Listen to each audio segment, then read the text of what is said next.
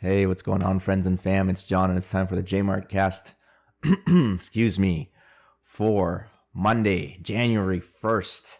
Happy New Year, everybody. What's going on? How are you? I'm actually recording this on New Year's Eve, December 31st. Obviously, it's 10:30 right now. An hour and a half before we ring in New Year.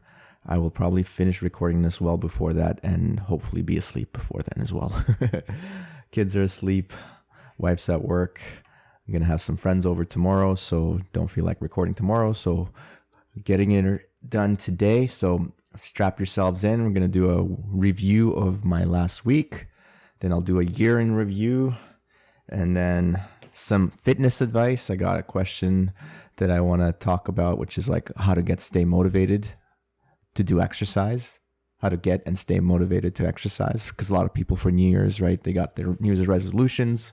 A lot of people want to exercise a lot more, but it's like, how do you get motivated or stay motivated to keep exercising? So we'll tackle that question, and then I want to read a couple more excerpts from the Fiat Standard. I've gotten back to reading that book again, and just want to share my favorite parts of it. Hopefully, I can get all that in 30 minutes. So let's get started. Hope you had a great week. What'd you do? Tell you what I did. I went to see the Nutcracker with my wife. I got her tickets for Christmas, and that was my gift for her. And we got to go and really enjoyed it. She loved it. She was tearing up for parts of it. She's like, it's so beautiful. I'm like, you're so corny, but I kind of love that about you. So before the show, we went to a nice restaurant for dinner. We went to this place called Casa Madera, which was a really nice, fancy Mexican restaurant. And the dinner went off perfectly. It was amazing. We got a baba ganoush dip to start out, which wasn't really Mexican, but they're like, oh yeah, we have some Mediterranean inspiration as well. Then the second dish was more traditionally Mexican. That was a ceviche dish, which was awesome. Then we had this awesome duck confit taco that was really well done. It's not something Carly and I have been able to replicate at home when we cook with duck. And then the last thing was a grilled sea bass, which was delicious. So we got pretty full, and then we were getting ready to leave. And then just about before we're about to go, they brought this plate with like a free dessert for us that said happy anniversary. And then I just remembered that when I made the reservation, I said that we were celebrating an anniversary. So they gave us this little dessert. So I'm like, oh, sweet. My little scam worked out. We're getting something free out of this. And then I took a bite out of the cake, and it was like this really crappy, like sprinkle cake that I really did not like. I got fooled into it because it had this like white icing that covered it and made it seem nice, but it really wasn't. So I got reverse scammed by the restaurant. But then we went and enjoyed the Nutcracker, so I quickly forgot about that, except the only thing that was bothering me there was the guy in front of me was like unusually tall and with a big head, and he was actually blocking quite a large section of the view, so I had to like really lean to one side to be able to see around his head, and then switch over when everyone moved over to one side too much.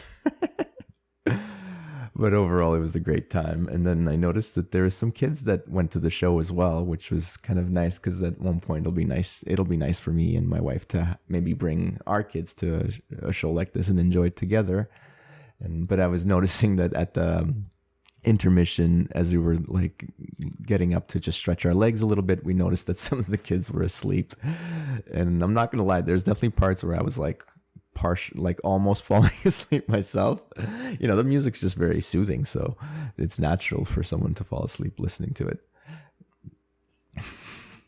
Anyway, another fun thing I did just yesterday actually was I went to see an old friend of mine. He invited me over to hang out with some old friends and do a white elephant gift exchange, and it was actually a lot of fun.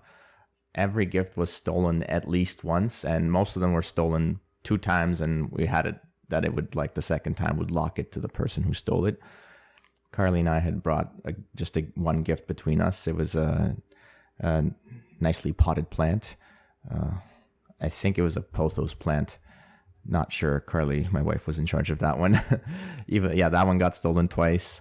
Only the last two items were only stolen one time only, so Anyways, what I ended up getting was this calendar that has daily Shakespearean insults. And I'm so happy that I got that. That was actually when somebody else had opened that. I was like, I really want that. And then because my wife and I had only brought one gift between the two of us, she was like in charge of, I guess, the stealing process. And she liked another like a rechargeable. It was like a gadget that recharges phones. Anyway, she wanted that. So I was like, all right, sure, let's get that. But in the back of my mind, I was like, if we steal that now, someone's going to steal that away from us, and we're not going to get it. But this is good because then once somebody steals that away from us, we could possibly steal the this calendar thing that I actually really want.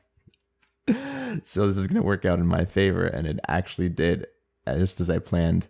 And I'm happy to say that the first Shakespearean insult of 2023 comes from Romeo and Juliet, and the quote goes, "She speaks, yet she says nothing." Oh, this is great. I'm gonna read these every episode from now on. I'll have like a week's worth of ones that I can share, and I'll just maybe pick out the best one and try to do my best to quote it. Anyway, that's that. So we're at 10:42 here, December 31st, 2022. The year's coming to a close. I was just looking through my pictures on my Photos app to kind of do a little year in review and look at the highlights and kind of make a note of what all those are. And it's really been a wonderful year for me. It started off in the early days of January with my newborn baby, right? She would have been only a couple months still because she was born late November 2021. So the early parts of 2022 were filled with little baby Rose, my daughter, taking care of her, basically doing the basic boring things that you do with the baby. Eat, feed them, clean the diapers, put them to sleep. That's about it. And, of course, that grew to be quite boring in the middle of winter pretty quickly. So we were, fortunate and lucky enough to be able to get away in late February to a trip to Mexico, which was awesome. It was mostly a trip to eat lots of tasty Mexican food, and we did a little bit of snorkeling too, which was nice. Then a little bit later into spring, in April, I was lucky enough to get a free ticket to the Bitcoin conference in Miami. So I just paid for flights and accommodation to go for, 3 nights, which was awesome. Had a great time, met some really cool people, made a cool video about it. So if you haven't checked that out, go to my YouTube page and just, it'll be easy to find, I'm sure. Go and have a look. Then as the summer came, we did a lot of fun summery things, go to on a center island trip, have a barbecue, go to friends' parties, bachelor parties, cottages, wine tour, baby showers. We went to the beach, lots of fun stuff. Great summer, couldn't ask for better. Then in the fall, in September was when I discovered this farm that I now buy milk from that sells unpasteurized milk, which I've been really happy with. Since then, I've been drinking unpasteurized milk myself, giving it to my children, and very happy with that decision. In October, I remember I had my first Brazilian Jiu-Jitsu tournament, which I kind of sabotaged myself a little bit by, partying a little bit too much the night before the tournament, but I still came in second place at a small, 4-person tournament. But it was my first one. It's a memorable one. Had fun. Also in October, I did Sober October. That was fun. So sobriety for the month, and also had my handstand challenge for the month as well. Then I had the November squat challenge. The challenge was to see how heavy I could do 20 reps of back squats. And I got to as high as 200 pounds for 20 reps. So that was pretty sweet. I was happy with that. Had a trip to Ottawa in November as well. Went to a wedding in November. And of course, my daughter's birthday in November. So great year to round it off with my daughter's birthday. And then, of course, all the Christmas stuff leading into December. And then a year in review in terms of global news-wise, it was kind of an interesting one as well. Of course, started off early in the year. There was the trucker protests. Then the war in Ukraine happened. Of course, from the financial perspective, there's the whole aggressive interest hikes that rapidly screwed a lot of people over, screwed a lot of businesses. It's all to fight the inflation, but, it's like should have been done a lot sooner. Kind of sucks now that we have to have inflation and high interest rates at the same time. But anyway, what else happened? Then all the crypto scams, of course, happened. That ended up in huge busts and blowing up into these fake companies into being worthless, being worth zero. There was Luna, of course, that was the first one to happen. Then there was this company called Celsius. Then the most recent one, the biggest one, is this exchange called FTX. All these, real Ponzi schemes that blew up quite dramatically. And of course, all of it affected Bitcoin price negatively. So it's been, not doing well. But ultimately, price of Bitcoin doesn't matter.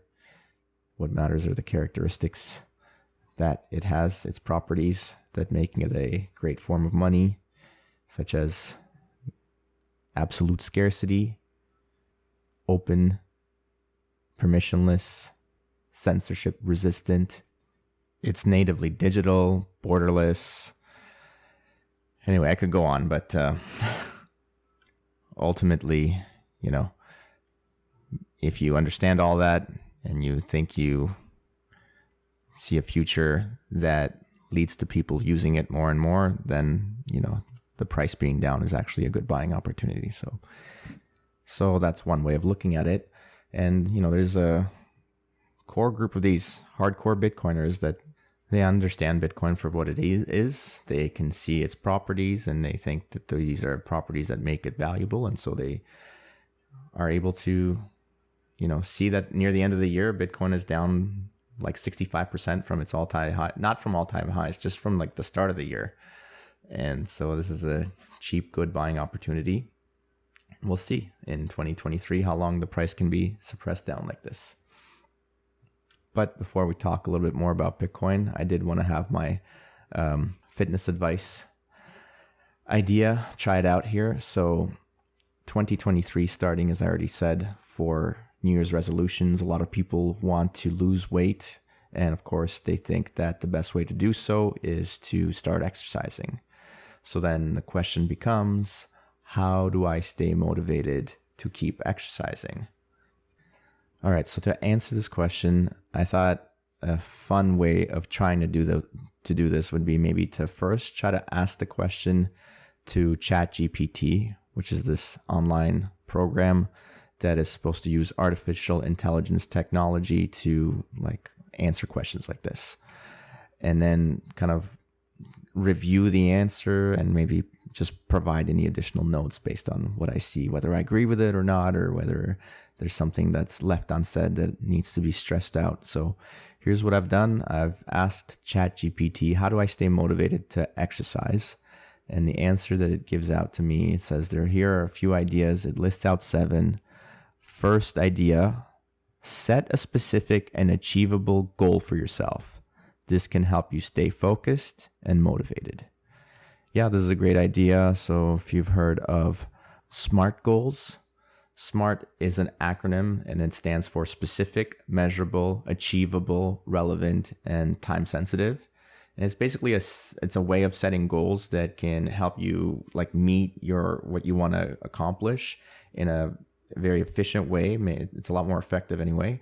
And so I'm not going to go over just look up SMART goals. I don't have to explain what each of those acronyms means specifically, but that's a good way of setting goals if you're going to take the number one approach here advice from ChatGPT here in terms of setting specific and achievable goals for yourself. So set SMART goals. Number 2, find a form of exercise that you enjoy. If you enjoy what you're doing, you'll be more likely to stick with it. Yeah, great advice. Obviously, there's many different things you could be doing. You could be lifting weights. You could be running. You could be swimming. You could be climbing, doing gymnastics, or just body weight exercises, calisthenics. You could be doing some dance. That's a one that, gets ignored, but dance is a great way to get moving. Oh yeah, of course, there's martial art. That's my personal favorite. But you really need to find that one thing that's specific to you that you really enjoy, because you need a why. You need a reason to do something. If you don't have a reason, you're not going to do it. And the best reason to do something is because you want to do it. It's because you have an attraction to doing it just naturally. It's as simple as that. All right, number 3 on the list, exercise with a friend or group. This can be a great way to stay accountable and motivated. Yeah, absolutely. If you're in a group of friends and you're missing out a session here and there, people are going to get on your case and tell you to keep coming and keep you accountable, like it says here. Number 4, mix up your workouts. Doing the same thing all the time can get boring. Try new activities or switch up your routine to keep things interesting. Yeah, that works for certain people, but then for other people, I think they kind of like doing the same thing over and over again. And I think as long as you have some measurable thing that you're doing and you're getting better with that thing that you're measuring, then you don't actually necessarily have to be switching it up, or at least not as frequently. I think eventually you do need to switch things up, but yeah, there's a lot more nuance to that point, I would say. All right, number 5, for things that you can do to stay motivated to exercise, reward yourself for meeting your exercise goals. This can be a great way to stay motivated and celebrate your progress. Yeah, I'm not against that, absolutely. You got to pick the right rewards, though. That's definitely important. Like, don't reward yourself with like cheat meals and stuff like that. I'm not sure if that's, maybe reward yourself with something like cool equipment, maybe for more training. Like, that would be a good reward, but I'm not sure. Yeah, it'd be very customized to, I guess, you personally as to what rewards would like motivate you to keep going. All right, number 6, remember the benefits of exercise. Exercise can improve your physical and mental health and can help you feel good about yourself. Yeah, it's such an important one that, we forget. We think like we're just doing this exercise thing to look good. And that's like such a vain thing. It's like so shallow to just want to look good, but it's just so much more than that. It's for your health, first of all. You have better, circulatory system. You have a better immune system. You have all your body is just like a system of systems, and you're tuning all of the systems to their best capability, to their best capacity by doing exercise. So you're improving your health, but also your mental health, like all the thoughts that are knocking around in your head left and right and are preventing you from being able to focus on the task at hand. That can be better controlled, better under your grasp. Never completely, but definitely more so when you force yourself to exercise or do something where you're moving. Anyway, get off my rant there. Number 7, for things you can do to keep motivated, stay motivated to exercise. Don't be too hard on yourself. It's okay to have off days or to miss a workout. Just try to get back on track as soon as possible. Yeah, totally. One rule that helps with this is don't miss 2 in a row. It's okay to miss one, like schedule things, obviously. So that's number 1 is schedule things, and then don't miss more than 1 in a row. And if you do that, then you can create a habit. You can create a routine. And the best way to change behaviors through forcing a new habit to develop. And that comes through repetition. So yeah, don't be too hard on yourself, definitely, but also don't be too easy on yourself. Don't skip more than 1. And I guess my ultimate final thing that I think hasn't been said in this list of 7 here that ChatGPT's provided here is sometimes it's not about the motivation. It's about deciding that this is a priority, right? Motivation can come and go, but when you just decide that this is a priority and you have to accomplish this, you have to check off a box in order to get it done, then there's a finality to it. It's been decided. It's either a 1 or a 0. You either did it or you didn't. You checked off the box or you didn't. At the end of the day, did you get your workout in? Because the answer better be yes, because you decided that it was going to be a priority. So you've taken the decision out of it, and now it just has to get done. There's a bit of a mindset shift basically in like seeking motivation to just deciding that it has to happen. And I think you have people that have more success reaching their goals when they have that mindset shift, as opposed to looking for motivation to continue exercising. All right, so that's the advice for the people who are looking to exercise more as a New Year's resolution in 2023. Now let's do a quick little Bitcoin update. We are on block height 769,815. Price of one Bitcoin is trading at $16,527 US. $1 will buy you 6,050 Satoshis, which are the smallest subunit of a Bitcoin, which can be subdivided 100 million times. If you wish to purchase Bitcoin and you live in Canada, may I suggest Shakepay, which is a Canadian exchange that I use. I have a referral link in the description of the podcast. Check it out. You get a $10 reward for the first $100 you use to buy Bitcoin.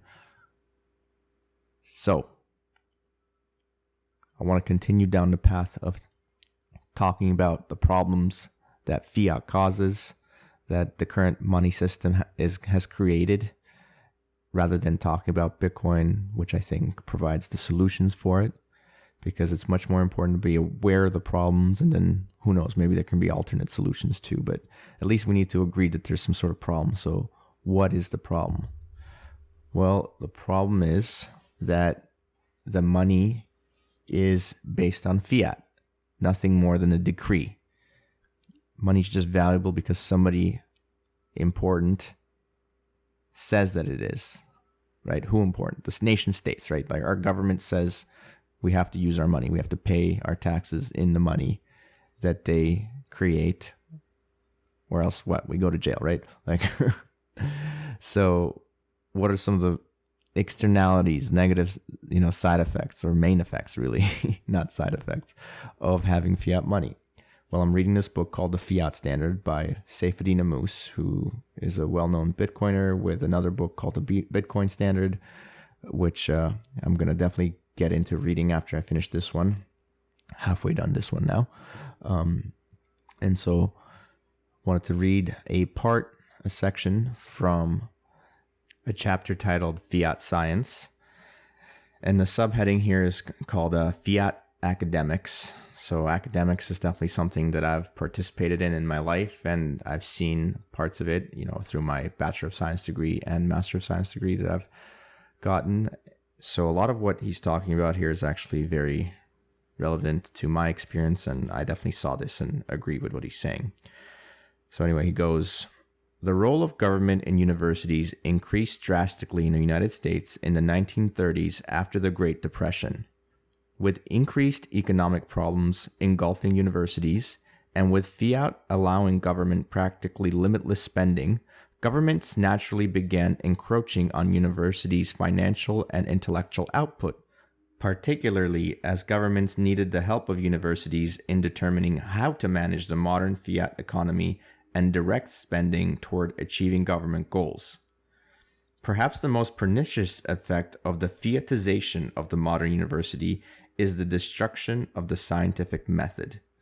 What passes for science now is a mix of government propaganda, corporate advertising, make-work welfare programs for nerds, and research papers that amount to meaning-free, irrelevant gibberish. This sad state of affairs persists and survives because government intervention has removed the market test for success. With funding for research primarily coming from government bureaucrats, academics don't need to worry about real-world, profitable applications of their work. Irrelevant research bears no cost for the researcher or his institution. And with universities afforded an effective subsidy through subsidized loans for their consumers, the market test for success is removed, and universities and the geeks populating their offices are free to drift into a world of insignificance and corruption, a world with little regard for truth. The most obvious manifestation of this is the mushrooming of entire fields and departments specialized in producing completely inconsequential and incoherent noises and marketing them as scholarship.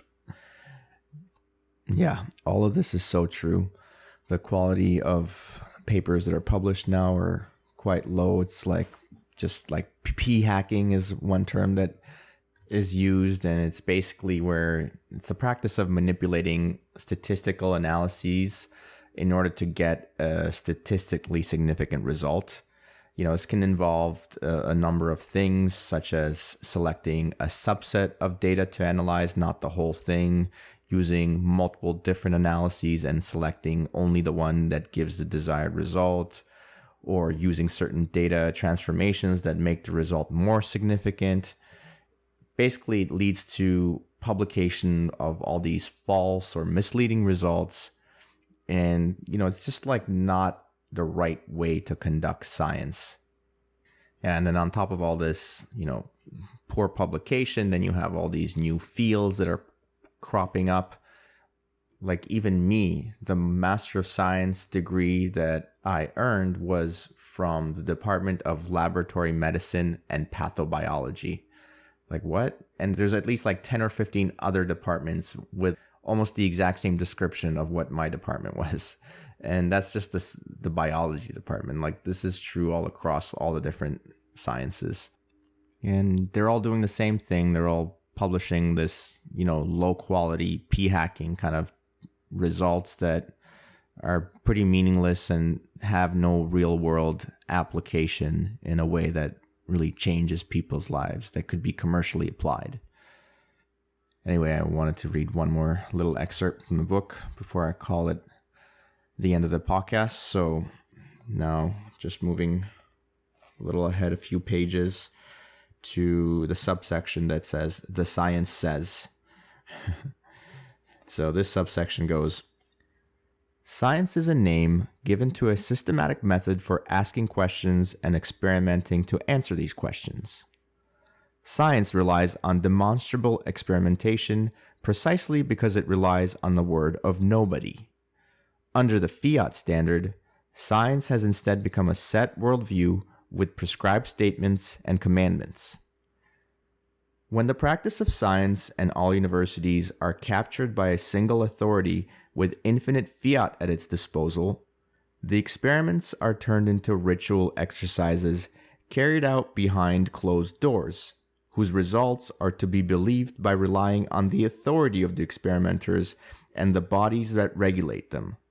The scientific method is perverted to its exact opposite when government channels relay the supposed results. Rather than a process, science, in quotes, has become an ideology or religion." Yeah, to me, it really seems like this is exactly what's happened, and this is no better personified than when people use the "science says" quote, right? Science says you should, do this, you should do that. Science says you should get vaccinated because it's safe and effective. That's what science says, right?